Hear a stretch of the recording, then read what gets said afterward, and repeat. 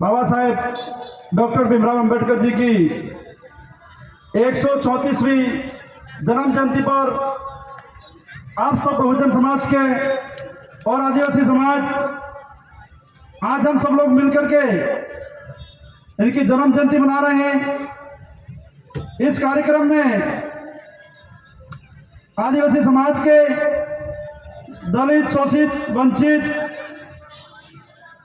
वर्ग के प्रतिनिधि के रूप में हमारे बीच में विधायक साहब उपस्थित हैं और हमारे आधुनिक दिशा कहे जाने वाले दादा भंवर जी परमार, रोत कांति भाई आदिवासी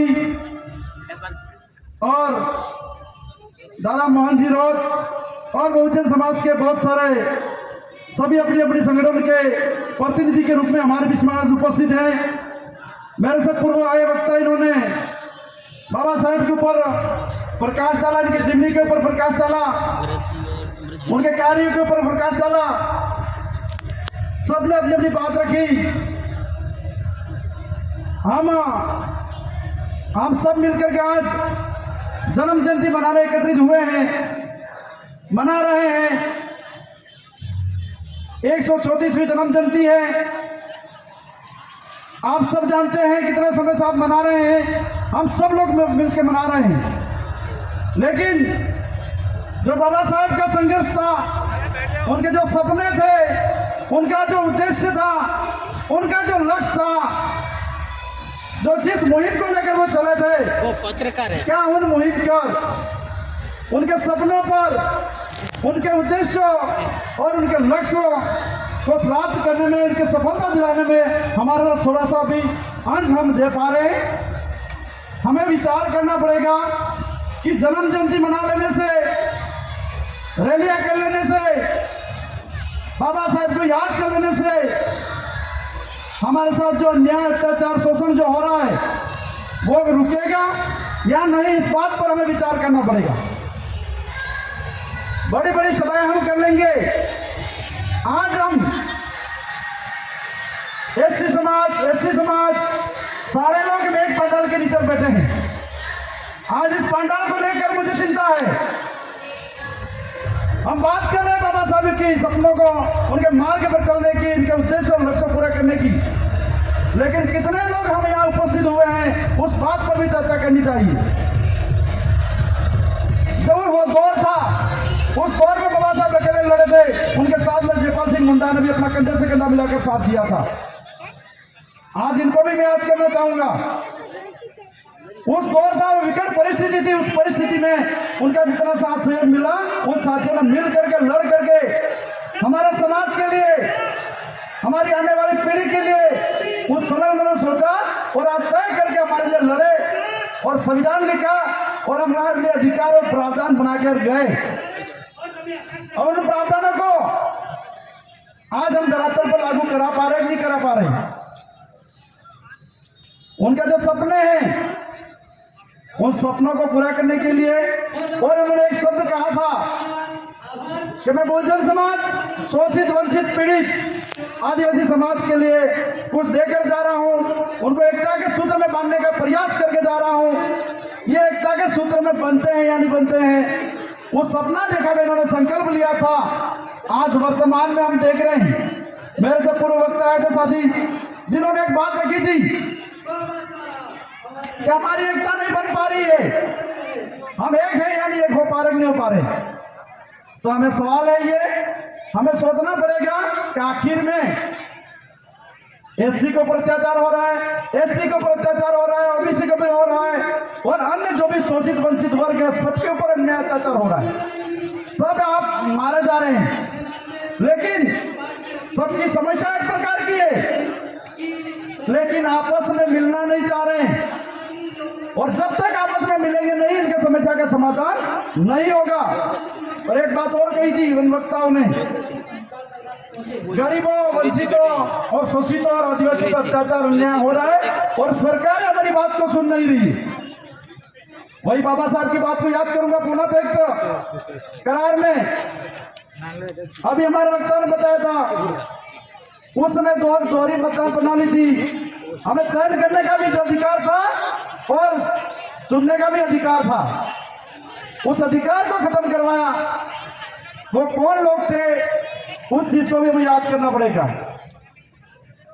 तो मैं कहना चाहूंगा, जब हमारे ऊपर अत्याचार अन्याय हो रहा है तो सबसे पहले सवाल में सोचना यह है कि अत्याचार कर कौन रहा है और कैसे कर रहा है।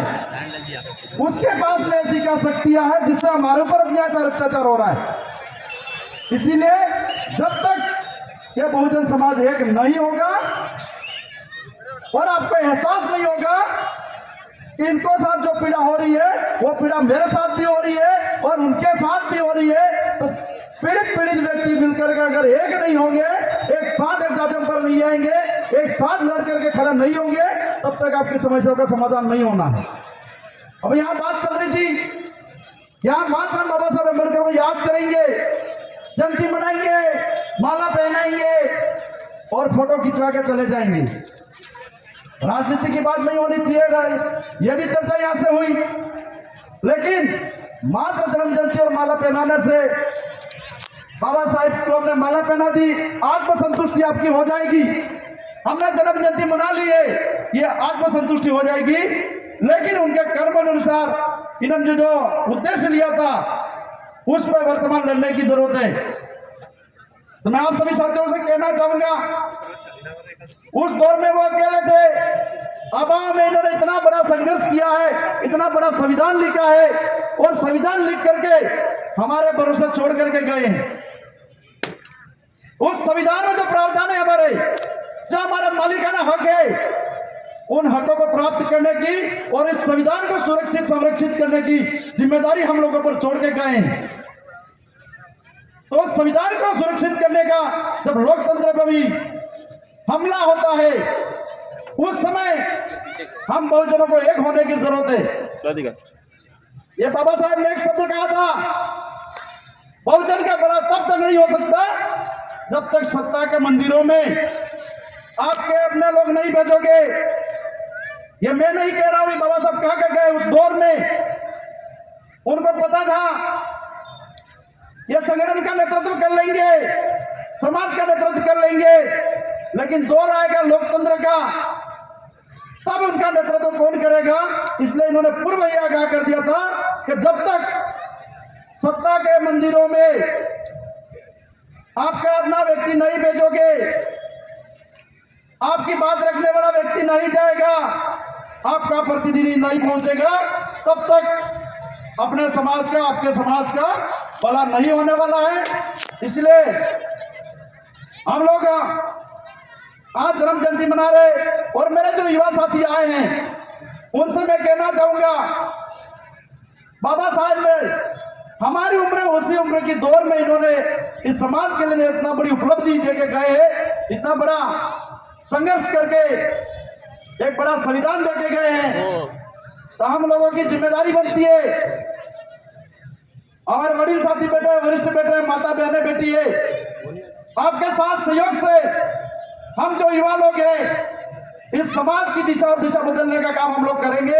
लेकिन आपके मार्गदर्शन की हम लोगों को जरूरत पड़ेगी। समय समय पे आप सभी साथियों के मार्गदर्शन और राय सलाम का मिलता रहेगा, तो आपके और इस समाज की दिशा, बहुजन समाज की दिशा और दिशा बदलने का जो संघर्ष है, उस संघर्ष को हम तेज करने की गति देंगे। लेकिन आज इस पंडाल की स्थिति को देखते हुए मुझे बड़ा दुख हो रहा है। क्या इस समाज में, बहुजन समाज में इतने ही लोग बैठे हैं जिनको समाज की चिंता है, और आज हम बाबा साहेब को मानते हैं, इनको पूजते हैं, लेकिन इनके आदर्श को नहीं मानते हैं, उनके कार्यों को नहीं मानते। अगर मानते होते तो पंडाल पूरा भरा हुआ होता। और दूसरी बात, आज कई प्रकार की बातें हुई, बाबा साहेब किनको मानते थे, किनके आदर्शों पे चलते थे,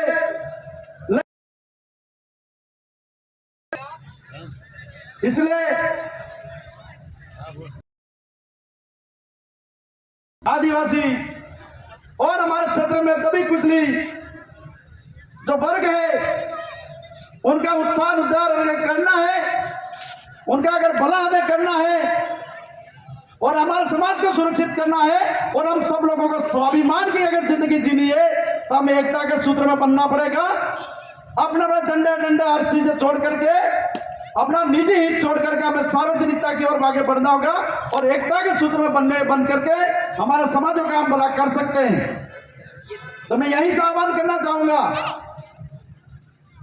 जब जब जरूरत पड़े, जब समय आए, गरीब दलित शोषित वर्ग और बहुजन वर्ग के ऊपर अन्याय अत्याचार शोषण जहां भी होवे, जहां अपील की जाए, आह्वान किया जाए, आपको एक साथ कंधे से कंधा मिलाकर साथ में खड़े रहने की जरूरत है और उम्मीद